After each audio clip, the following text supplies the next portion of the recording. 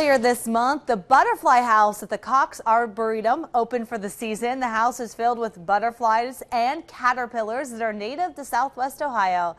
So that's where we sent our Chris Mulcahy this morning, hanging out in the butterfly house, and he has more on why these insects are so important. Good morning, Chris.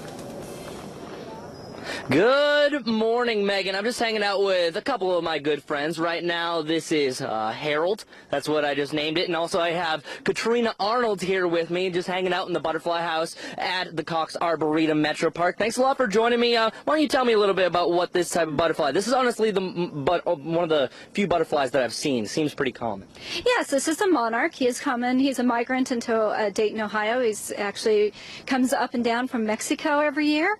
And one of the more common species, but beautiful nonetheless. And it seems like I'm a butterfly whisperer. That's not the case. Actually, tell me the reason why is probably actually still staying on me. You're saying that temperature is a big reason why they pretty much deal with the wake-up process. Yeah, they're prima donnas. They wake up slow. They're very cold right now. He's cold. His body has to be 82 degrees in order for him to fly. Oh, I got 98.6. I'm trying to warm him up, helping out the process.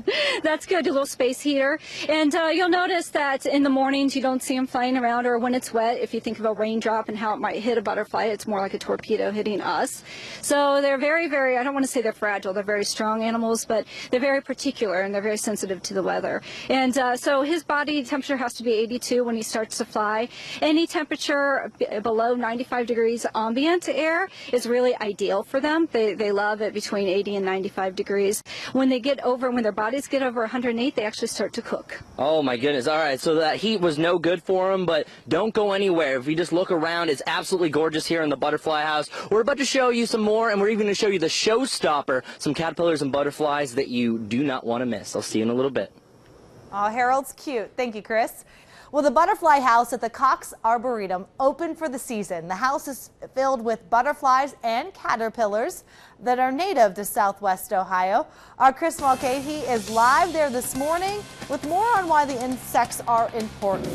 Good morning, Chris, and should we say good morning to Harold, too? Is he still with you?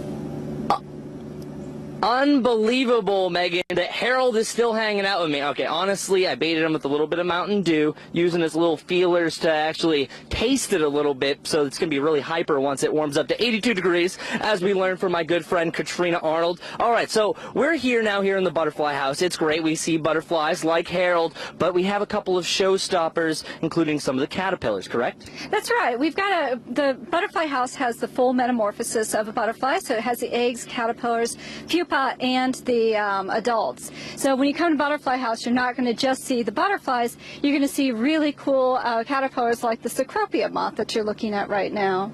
All right, and the Cecropia moth, what I think is really neat, well, this is actually the caterpillar. It almost looks like the caterpillar from Alice in Wonderland, if you've ever seen it. Yeah, we think he was actually one of the inspirations for the book and for the character of the caterpillar.